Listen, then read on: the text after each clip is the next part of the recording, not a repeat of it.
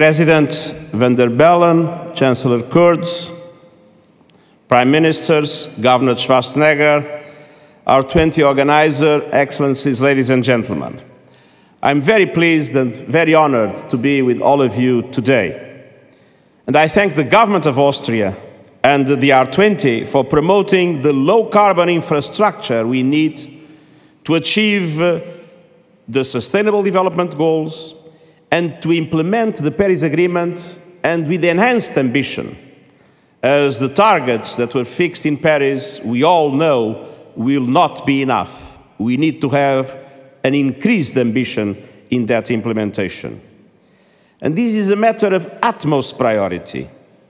Every day, I'm faced with the challenges of our troubled and complex world, but none of them looms so large as climate change.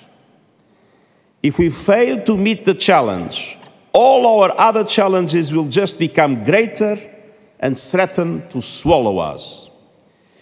Climate change is quite simply an existential threat for most life on the planet, including and especially the life of humankind.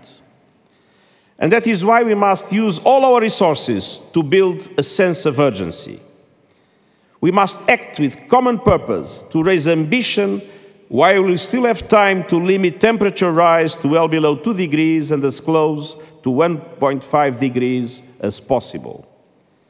And for that, we need leadership and innovation, the focus of this summit.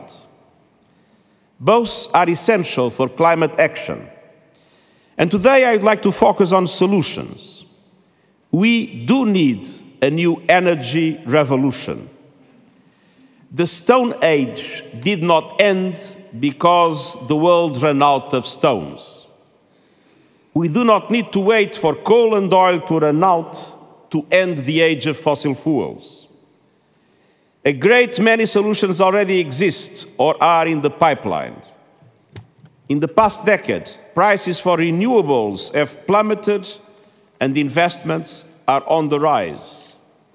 Today, a fifth of the world's electricity is produced by renewable energy. We must build on these. And there are plenty of examples to inspire us. Morocco is building a solar farm the size of Paris that will power over 1 million homes by 2020. Last July, China surpassed its 2020 goal of 105 gigawatts of solar photovoltaic capacity.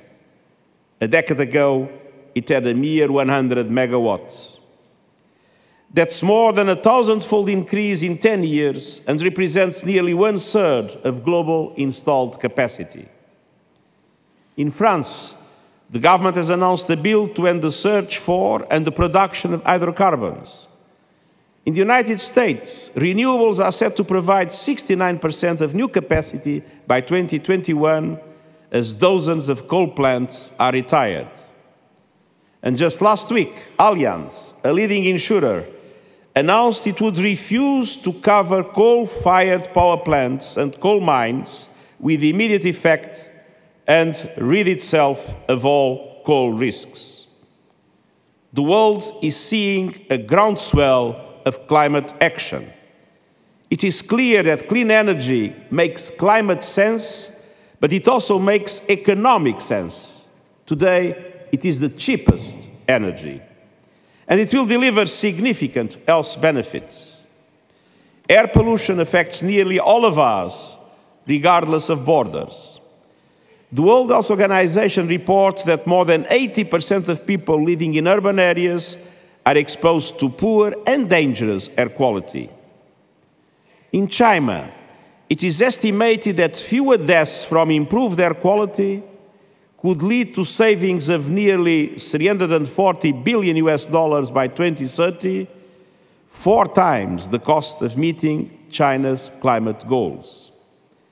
This surely is the definition of a win-win-win. Ladies and gentlemen, investments in clean, green infrastructure need to be scaled up globally. And for that, we need leadership from the finance and investment community and by local, regional, and national governments We will decide on major infrastructure plans over the coming years. And I encourage private sector leaders here today to announce new sources of financing for clean energy projects. The International Energy Agency estimates that investments in renewable energy last year was $242 billion US. That is still only, even already, more than half of what was invested in new fossil fuel development. That figure is promising, but remains insufficient.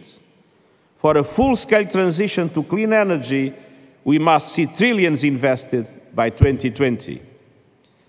And I also encourage you to disclose your climate risks, to divest from fossil fuels, and to forge partnerships that will invest in low-emission, resilient infrastructure.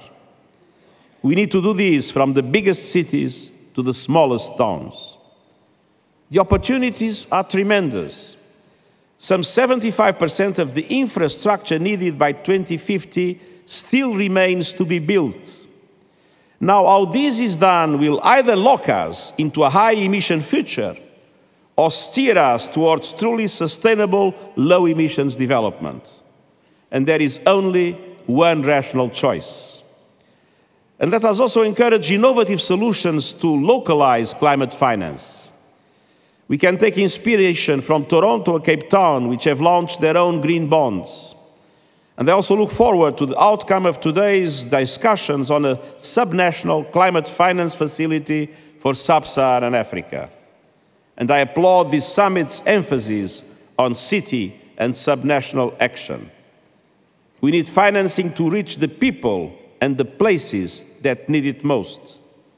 Mobilizing and equipping local governments with capacity and financing to accelerate climate action is necessary if we are to bend the emissions curve. Ladies and gentlemen, despite inspiring climate action in so many places, climate change continues to move faster than what we are. As the Intergovernmental Panel on Climate Change says, and I quote, "The more we disrupt our climate, the more we risk severe, pervasive, and irreversible impacts," end of quote. But it does not have to be that way. The economies of solar and wind are on our side.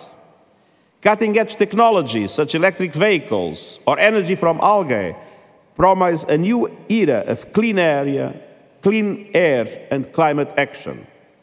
New awareness is growing. New partnerships are being formed. Let us build on this momentum. Next year, as it was said, I'm convening a climate summit to galvanize greater climate ambition. And I count on you to take ambition to new heights today and to pave the way for more leadership and innovative action. Let us join a race to the top, a race where there are only winners. Thank you very much.